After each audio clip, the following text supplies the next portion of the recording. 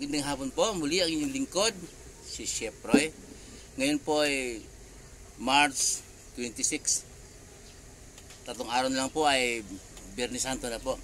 Sa araw pong ito, ngayon po ay ngayon pong hapon na ito, 5:30. Mayroon pong babasahin para sa inyo. Ito po ay may kaugnayan po sa nalapit na Biyernes Santo. Pakinggan po natin, John 12 hanggang 16. Sabayan po ninyo ako at napakahalaga po nito. Kinabukasan, nabalitaan ng maraming taong dumalo sa pista na si Jesus ay papunta sa Jerusalem. Kumuha sila ng maraming palapa ng palmera at lumabas sila sa lungsod upang siya'y salubungin. Sila ay sumigaw, "Purihin ang Diyos, pinagpala ang dumarating sa pangalan ng Panginoon, purihin ang Hari ng Israel." Nakakita si Jesus ng isang batang asno at sinakyan niya ito gaya ng nasusulat, "Huwag kang matakot, lungsod ng Sion, masdan mo, dumarating ang iyong hari, nakasakay sa isang batang asno." Hindi ito naunawaan noon ng kanyang mga alagad. Ngunit matapos na si Jesus ay maluwalhating nabuhay muli, naalala niyang ganoon nga ang sinabi sa kasulatan tungkol sa kanya. Ang mga taong kasama ni Jesus noong tawagin niya si Lazaro mula sa libingan at muling niyang itong binuhay ay nagpatotoo tungkol sa nangyari, at ito ang dahilan kaya siya'y sinalubong ng maraming tao. Nabalitaan nila ang himalang ginawa niya. Amen. Sa ating pong binasa po, narinig po natin na nabalitaan ng maraming tao na si Jesus ay papunta sa Jerusalem. Nabalitaan ng mga taong dumalo sa pista na si Jesus ay parating sa Jerusalem. Sila po yung lumabas ng bayan upang salubungin, at kumuha po sila ng palapa ng palmera upang ilatag po sa daan. Ang ito pong parang nangyayari po ngayon yung palaspas. Kailan man palaspas ngayon? Ang nakaraan na po nung linggo, palaspas po. Ito po yung palaspas na ginaganap ngayon, sa nakikita natin ginagawa ng mga tao, palaspas. Nung linggo po yun. Yung pong sumigaw ang mga tao, purihin ang dumarating, purihin ang hari ng Israel. Nagbigay parangal po sila sa ating Panginoong Jesus. At nakita po niya ang isang batang asno, sinakyan po ni Jesus. Yun po ay sinulat ng mga propeta noon sa lumang tipan na darating ang hari ng Sion. Masdan mo ang iyong hari, dumarating, nakasakay sa batang asno. Ang ibig sabihin po ng asno ay maliit po na kabayo. Hindi po lumalaki yun kahit matanda na. Maliit na kabayo,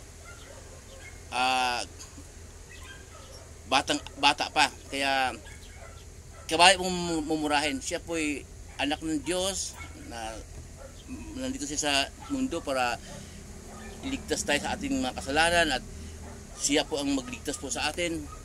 Pero ang pinili po niya sakyan ay isang mumurahing kabayo. Yun po yung simbolo ng kababaang loob. Hindi gaya sa panahon natin ngayon na payabangan. Si Chef Roy. Ako nga po ang motor ko maliit na Rossi lang. Bulok pa, pero maraming nagsasabi na, Chef Roy, bakit ayaw mong kumuha ng Aerox o Inmax? Sabi ko naman, ako isang chef ng Dells, o tama, stay in kasi ako. Hindi na kailangan magmotor ng maganda. Pero kung siguro, kung malayo inuwian ko, baka hindi lang Inmax, hindi lang Aerox, kundi baka T-Max o X-Max. So, nandoon pa rin po yung kayabangan. Kasali si Chef Roy sa kayabangan, doon pa rin. Pero ang Panginoong Jesus, Sinadya niyang sumakay sa isang batang asno, mumurahing kabayo. Iba naman po yung kabayo ng pandigma, yung mula. Yung kinakabitan ng karwahe, yun po ang mamahaling kabayo. Kung talagang mayaman ko ng araw, sasakay ka sa magandang karwahe, yun, isang tao na mahalaga.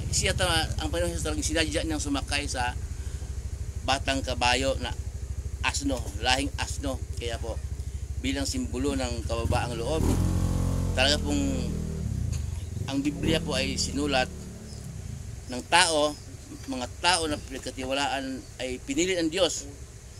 May sulat yung mga kaganapan na yan para sa panahon natin mababasa natin, para malaman natin kung ano ang kalooban ng Diyos o paano ginawa ng Diyos na iligtas tayo sa ating makasalanan, dahil hindi po natin kayang bayaran ang ating kasalanan sa Diyos. Kaya ang Diyos Ama ang gumawa ng paraan para makabayad tayo. Ang kanyang anak na ating Panginoong Jesus pinadala sa lupa upang mamatay. Kung walang kamatayan sa ating Panginoong Jesus, walang kapatawaran ng ating mga kasalanan. Yun naman pong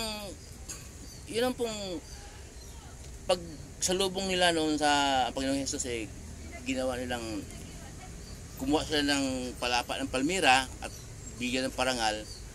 Ay kaya pala ginawa po nila yon sa panahon natin ngayon, palaspas. Kaya po ginawa nila yon dahil nalaman nila na binuhay ng Panginoong Jesus si Lazaro na 4 na araw ng patay. Kaya po doon binigyan ng parangal si Jesus, sinalubong nila sa panahon natin ngayon, palaspas. Doon naman kumuha sila ng palapa ng palmera para ilatag na sa daan bilang parangalan na si Jesus at sumigaw, pinagpala ang hari ng Israel. Kaya po sila nagbigay ng parangalan sa ating Panginoong Jesus dahil alam nila na gumawa ng himala, nabalitaan nila na binuhay po si Lazaro na 4 na araw patay. Hindi talaga sila nagbigay ng parangal dahil dumating si Jesus sa mundo para iligtas tayo sa ating mga kasalanan. Noong pong dumating si John the Baptist po, ang sabi ni John the Baptist, magsisi na kayo at talikuran ang inyong mga kasalanan dahil nalalapit na ang kaharian ng Diyos. Nauna kasi si Juan kay Jesus mangaral. Pero nung dumating si Jesus, na iba na po, magsisi kayo sa inyong mga kasalanan dahil nandito na ang kaharian ng Diyos. So nung dumating po ang ating Panginoong Jesus sa kanyang pagkamatay sa cross, saka pa lang po nabuksan ang langit para makakapasok tayo. Kailangan sumasampalataya sa Jesus, ang kanyang dugo. Yun ang maghuhugas sa mga kasalanan natin. Kaya napakahalaga po ng kamatayan ng ating Panginoong Jesus. Kaya sinalubong po sila ng mga taon na dumalo sa pista upang parangalan ang ating Panginoong Jesus, hindi dahil sa tagapagligtas niya, pinarangalan siya dahil binuhay niya si Lazaro. Kaya po sa panahon natin ngayon, kung tayo nakihalubilo man sa palaspas na yon, at suriin natin ang sarili kung talagang naintindihan ba natin kung bakit tayo nakikilahok dyan sa palaspas na yon. Naintindihan ba natin kung sino si Jesus, ano ang kaniyang papel na gagampanan, bakit siya dumating po sa lupa. Dumating po si Jesus sa lupa upang tubusin po ang ating mga kasalanan. Ang kanyang dugo po ay napakabisa po noon. Ang sabi nga po niya nung pinuntin ko po kahapon na siyang daan at ang buhay, walang makarating sa Ama kundi sa magitan niya. Yun na po, muli po ang inyong lingkod, si Chef Roy.